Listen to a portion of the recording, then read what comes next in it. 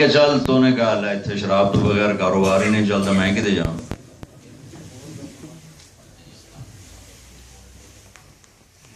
بھائیو اپنے رب کو پہچانو.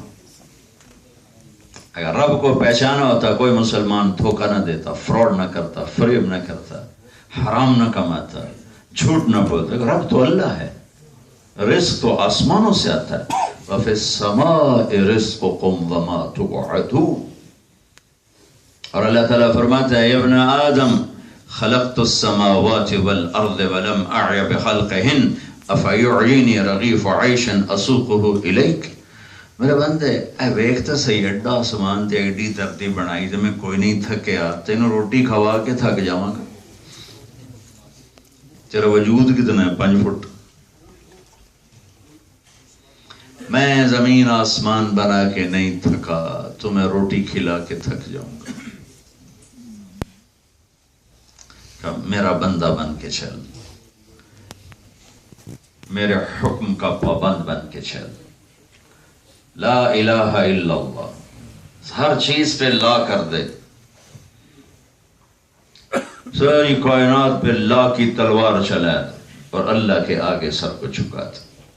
جھکانے کا مطلب صرف نماز نہیں, جھکانے کا مطلب ہے دفتر دکان ہر جگہ تیرا سر جھکا ہوا ہو کہ رب اللہ ہے, پالنے والا اللہ ہے. حرام کا رزق کبھی بھلائی نہیں لاتا.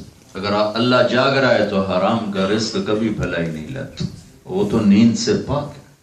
اور حلال کا رزق کبھی تباہی نہیں لاتا. اجڑتے دیکھا گھروں کو جہاں حرام پیسہ تھا, خوشحال دیکھا نسلوں کو جہاں حلال پیسہ گیا چاہے تھوڑا ہی تھا. اور حرام ہمیشہ زیادہ ہوگا, حلال تھوڑا ہوگا. یہ اللہ کا امتحان ہے. ایک دفعہ میں ہمارے وہ گاؤں کے قریب ہے چیچاوت نہیں, تو ہماری وہاں جماعت گئی ہوئی تھی. تو وہاں ایک بزرگ تھے بڑے نیک, ان کے خدمت میں بیٹھے تھے مولانا عبداللطیف صاحب, پیر جی ان کو کہتے تھے. تو 2 صاحب آئے, تو ان میں ایک کہنے لگا پیر جی دعا کرو اللہ رزق حلال دے وے تے بہت سارا دے, بہت سارا دے. اس کا وہ یہ آج تک میں نہیں بھولا, اللہ رزق حلال دے وے تے بہت سارا. انہوں نے بڑے پولے منہ سے کہا حلال تو تھوڑا ہی لگو. یہ 1972 کی بات میں آپ کو بتا رہا ہوں, 42 سال پرانی بات میں آج تک نہیں بھولا ہوں. لیکن اس نے جیسے جوش سے مانگا اور سوال کیا, آگے جس انداز سے انہوں نے کہا, وہ بات دونوں ہی انوکھے سٹائل تھے, ادھر سے بھی ادھر سے بھی. لہذا مجھے یاد رہے کہ آج تک نہیں بھولا, 42 سال ہو گئے. پتر حلال تھا تھوڑا ہی نبو. تو بھائیو تھوڑے پہ راضی ہو. جب یہ غلط کمائیاں ہوتی ہیں تو تمہارا پیسہ پیچھے کہاں جاتا ہے؟ شادیوں میں, لڑائیوں میں, پلاٹوں میں, گھروں میں. کون سے گھر جو ویلے پہ. حلال کماؤ, یہاں لگاؤ. تمہاری نسلیں واپس جانے والی نہیں ہیں. ایک پٹھان کا خرگوش گم ہو گیا. دیکھو پٹھان ہوئے تو ناراض نہ ہوئے جی.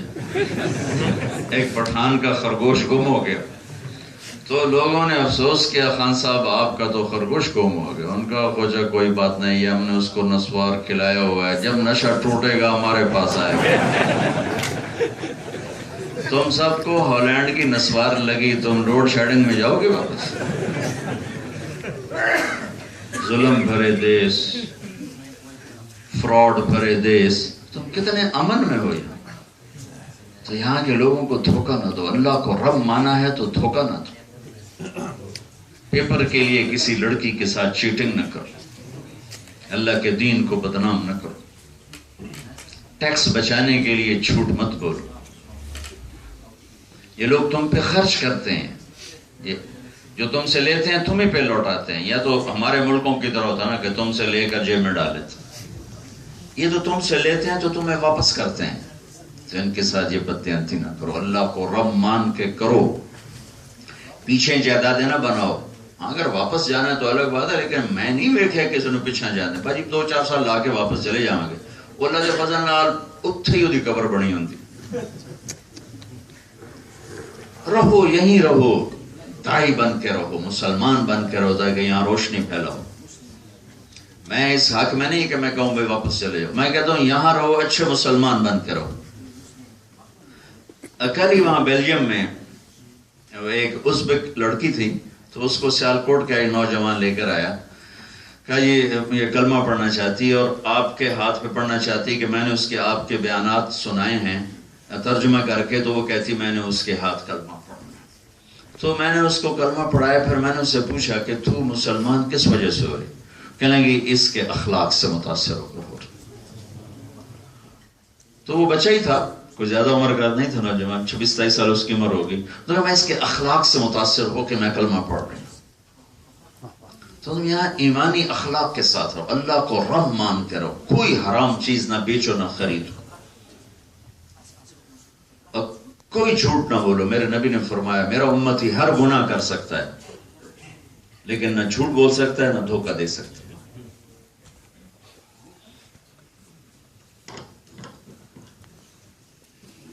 اور پورے یورپ میں مجھے اب وہ کل اس نے بتایا، وہاں ایک ہمارے بیلجیم میں کہ وہ جیلوں میں جا کے بیان کرتا ہے، مسلمان بچوں کو پڑھاتا سکھاتا ہے کہ 80% مسلمانوں کے بچے ہیں جیل، 80% مسلمانوں کے بچے ہیں۔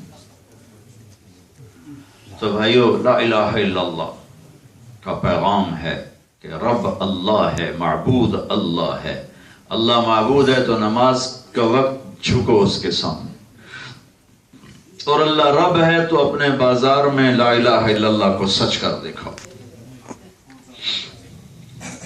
تو اللہ غیب کے خزانوں سے بابرکت دے گا، بابرکت آئے گا، برکت والا آئے گا۔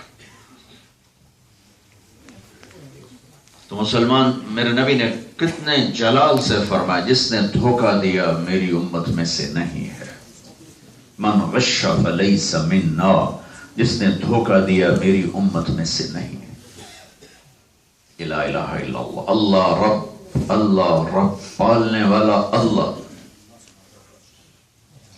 میں اسپین اترا، تو اسپین سے آ رہا ہوں بیلجیم، تو ایک جوڑا ہمارے ساتھ جہاز میں تھے، تو وہ جہاز میں تو ملاقات نہیں ہوئی، وہ وہاں سامان پر ملاقات ہو گئی۔ تو اس نے کہا جی میں ہری پور میں ہوتا ہوں، پہلے میں یہاں اسپین میں تھا، میرا شراب کا کاروبار تھا بڑا زبردست، تو پھر میں نے آپ کے بیان سنے تو میں نے آہستہ آہستہ وہ چھوڑ دیا، پھر 2 سال بڑی تکلیف دیکھی، پھر ٹرک چلایا، لیکن پھر اللہ تعالیٰ نے فضل فرمایا، پاکستان میں میرا کام اللہ نے چلا دیا۔ اب میں یہاں صرف اپنے وہ آتا ہوں 6 مہینے کے بعد، اللہ تعالیٰ نے مجھے رزق حلال دے دیا، میں مطمئن ہوں، میں پرسکون، میرے دکھ درد چنے کے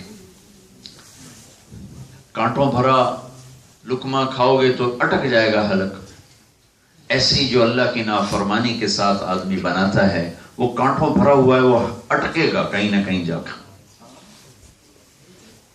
تو سچائی، اور دیکھو یہ لوگ کتنے اچھے ہیں، تمہیں کوئی خوف نہیں یہاں ہماری کوئی گھر میں آئے گا اور ہمیں قتل کر جائے گا، ہماری عزت لوٹ جائے گا، ہمارا مال چھین کے چلا جائے گا، ہماری گاڑی باہر سے اٹھا لے گا، تم کوئی خوف پتہ نہیں، ہماری زمین پہ قبضہ ہو جائے گا۔ ایسے تم انصاف یہ تمہیں دے رہے ہیں، تو تم بھی تو انہیں وہ دو جو ان کا حق۔ جب اسی ملک میں کمانا ہے تو یہاں لگاؤ، اسی ملک میں کمانا ہے تو جو حق رکھتے ہیں وہ ان کو واپس کرو۔